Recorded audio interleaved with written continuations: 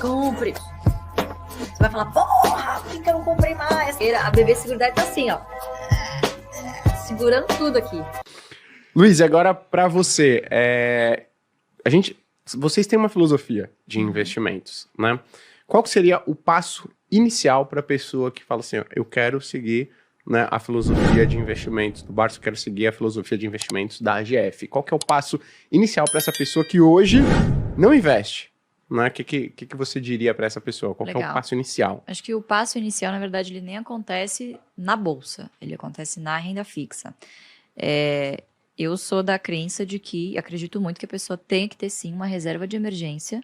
Ia depender, obviamente, das finanças pessoais de cada um, mas pelo menos uns 6 meses de salário, para que caso alguma coisa aconteça, e emergência não escolhe CPF, não escolhe hora, emergências simplesmente acontecem, e você precisa evitar ao máximo ter que vender por obrigação as suas ações, porque muitas das vezes você pode ter que se desfazer de um bom ativo, mas por um preço menor do que você pagou. Uhum. E aí, obviamente, não vai ser culpa do mercado, vai ser culpa de uma falta de planejamento de quem está investindo.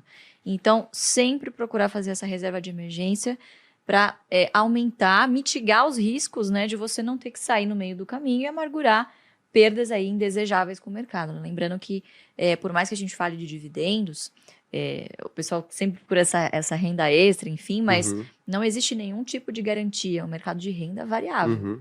Enquanto está subindo, maravilhoso. Agora, quando está caindo, você percebe que, de fato, a renda varia, né? A renda variável varia. Então, eu acho que o primeiro passo, de fato, é ter essa reserva de emergência, que é um paralelo do você se jogar do avião e saber como é que abre o paraquedas, né? As pessoas geralmente fazem o contrário. Se jogam do avião e no meio do caminho... Tenta pegar. Quando vai ver, tem super pouco tempo para ter margem de manobra, né? E acaba não sobrevivendo, né? Então... Infelizmente, é o que acontece com a maioria das pessoas, né? Então, acho que esse seria o primeiro passo, ser conservador e ter ali um dinheirinho na sua renda fixa. Você tem? Eu tenho também. Então, poxa. E não fica na minha corretora, porque é uma tentação. Fica aquele dinheiro paradinho ali. Vou comprar uma taezinha, depois eu devolvo. Essa é uma boa dica. Você tem a sua reserva de emergência separada. Isso, eu tenho a minha reserva de emergência separada. Num banco AAA, enfim, também. Como é uma emergência... E assim, às vezes as pessoas ficam tentando mendigar, 1%. Eu vou para esse aqui, para esse banco médio, que você não sabe nem a Basileia, não fez uma diligência prévia. Eu vou em busca de 104, 105, 106, 109, como, por exemplo, o que aconteceu agora com o Fundo de Reserva de Emergência do Nubank, né? E por causa desses poucos, né, enfim, desse pouco ganho, a pessoa acaba perdendo um dinheiro que, de fato, ele precisaria de uma liquidez, né? Eu gostei, fica até uma ideia, né, para os bancos aí, criarem um produto que tem liquidez diária para você deixar sua reserva, mas só consegue tirar mediante atestado médico, né? Excelente. É uma boa, né? Mas a gente costuma falar que as pessoas pensam em emergência como se fosse algo ruim, mas pode ser algo bom. Eu falo o seguinte, se você receber uma proposta, né, de trabalho fora do país, sabe? Se você quer fazer um curso fora, né? Poxa, e aí tá no momento ruim para você resgatar suas ações, qualquer outros ativos que você tenha na carteira, pode ser uma boa você utilizar a reserva de emergência. É um motivo bom também, né? Então... Promoção de Kit Kat também. Promoção de Kit Kat, né? Então, exato, né? Agora, montei a reserva de emergência. Segundo passo. Legal. Segundo passo é começar a analisar, porque acho que o trabalho mais doloroso de você fazer no início é selecionar as ações que você vai acompanhar. Então, imagina um iniciante, nunca viu nada de bolsa, ele chega no universo de mais de 400 empresas listadas e qual perspectiva que você vai ter que essa pessoa vá analisar? Imagina, gente, nunca. Então, eu selecionaria pelo menos, no máximo, umas 5 boas empresas para você monitorar. E por que isso? No início, dificilmente você vai conseguir acompanhar muitas empresas. Eu estou no mercado desde 2014, eu trabalho desde 2012, e eu tenho 15 empresas na minha carteira, e já estou no meu limite, assim, não consigo acompanhar mais do que isso. Então, se você quiser fazer um stock picking, que é uma carteira ativa, ou seja, você selecionar suas próprias ações, eu focaria em 5 empresas no início, né? E eu acho que esse é um erro muito comum. A pessoa tem R$1.000 e o que ela faz por desconhecimento ou insegurança? Divide em 20 papéis ao mesmo tempo e aí o que acontece? Ela não gera nem fluxo de dividendos capaz de comprar no fracionário, ou seja, ela não gera renda suficiente para reinvestir. e tampouco ver rentabilidade na sua carteira, porque você está tão pulverizado ali que, enfim... E Bovespa. Exatamente, seria mais fácil comprar um ETF, né? Uma pena que é um mercado ainda pouco desenvolvido, mas acho que estamos caminhando para isso, né? Sim. Então, eu selecionaria 5 boas empresas para acompanhar e ir alternando essas compras frequentes. Fazer metas em quantidade de ações é extremamente importante, porque quando você foca na quantidade de ações e não no valor financeiro em si que você está aportando, você percebe que se esta ação de boa qualidade cai, se o preço cai, com este mesmo recurso você compra mais ações e chega na sua meta mais rápido. Lembrando que o dividendo é pago em função da quantidade de ações possuída e não do valor financeiro que você aportou. Perfeito. Né? Então esse é um primeiro passo. Isso é muito legal mesmo, porque tem gente que fala o seguinte, poxa, Gui, mas a gente está entrando num período político, né, e talvez econômico super desafiador, e aí eu não quero investir em ações, porque eu vou olhar lá o meu patrimônio, se a gente olhar o que aconteceu lá no governo Dilma II, né, ali no final do Dilma I, Dilma II, a gente vê que, pô, o Ibovespa ficou parado e eu não evoluí financeiramente. Eu falo, poxa, vamos mudar a sua ótica? Vamos fazer o seguinte, ao invés de você olhar o patrimônio que você tinha, vamos dar uma olhada na quantidade de ações que você adquiriu durante todo esse período? Exato. Na quantidade de fundos imobiliários que você... Não vou falar esperto dele, na quantidade de fundos imobiliários que você adquiriu. Calma lá. Né? Ou fundos imobiliários ou ativos de renda fixa que você adquiriu ao longo desse período. Poxa, você acumulou uma quantidade muito grande de ações, de ativos nesse período. Então... Nesses momentos desafiadores, né, principalmente, que você não fica super empolgado e tal, você pensa em desistir, dá uma olhada na quantidade. Isso é muito bacana. Exatamente. Né? E no fluxo de dividendos pingando também, né? Isso dá um certo conforto para quem está começando também. Perfeito. Aproveitando que você comentou, você falou para escolher boas empresas. O que é uma boa empresa, na sua opinião? Legal, quer fazer as honras, Fabião? Não, basicamente, o que a gente procura, né?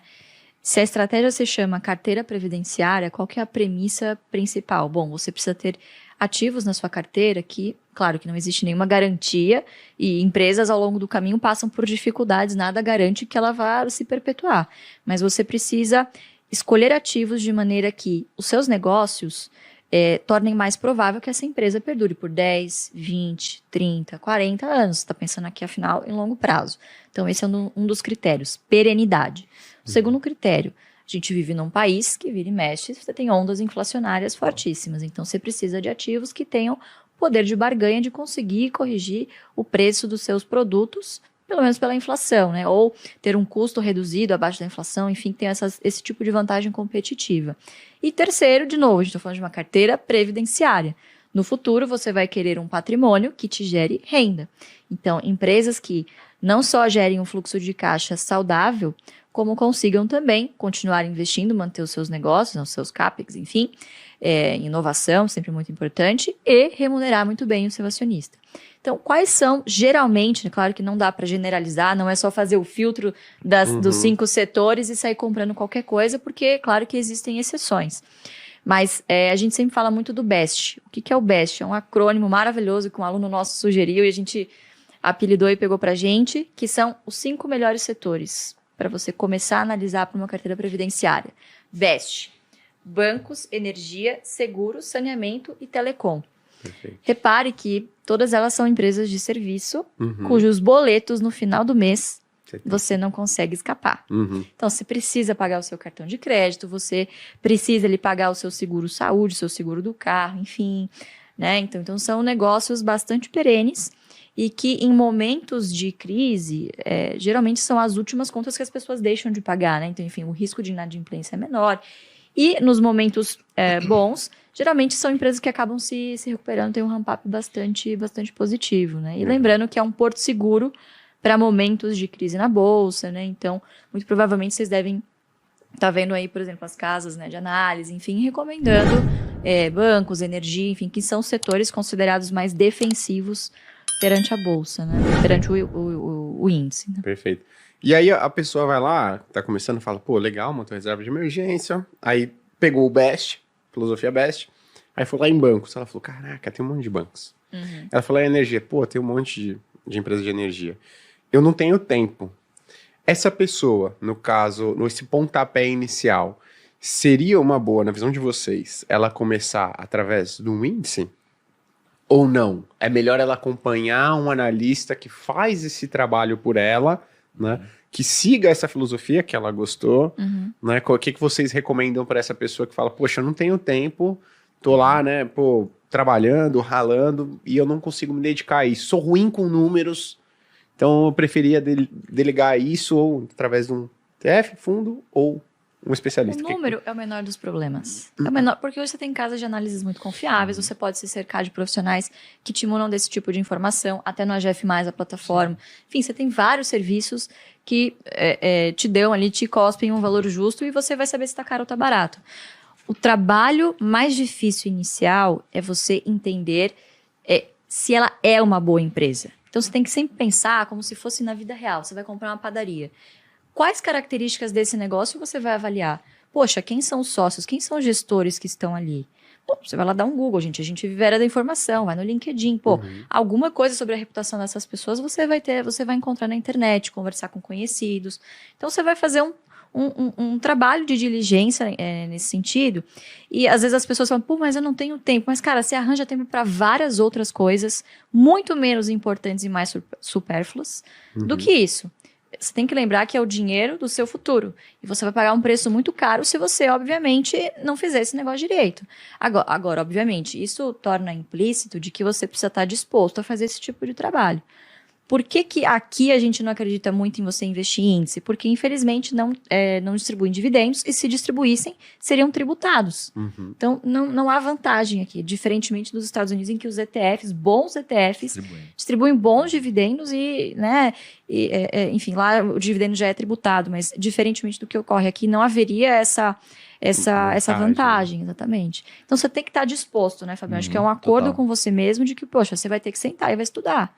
Isso não acontece do dia para a noite, né? Mas você não pode ficar refém também desses bons profissionais. Você precisa ter uma opinião, uma crítica. Perfeito. Poxa, você, em última instância, você seria sócio das pessoas que estão ali, deste negócio? Entender o que a empresa faz é o mais importante de tudo. Total. E justamente por isso que o BESH acaba sendo uma coisa muito fácil, porque faz parte do dia a dia das pessoas. Poxa, é fácil você entender o que um banco faz. Empresta dinheiro para as pessoas. Como que o banco vai perder dinheiro? Se as pessoas começarem a não pagar. É isso, basicamente isso, entendeu? Perfeito. Então, fazer o feijão com arroz, o simples, bem feito, é tudo que a pessoa precisa, né, no começo, quando ela está começando, para não cair, obviamente, nessas narrativas que de vez em quando o mercado constrói e cria aquelas preferidas e você não consegue se desvencilhar. Quer dizer, quem não tinha a Magazine Luiza 2 anos atrás era louco, né?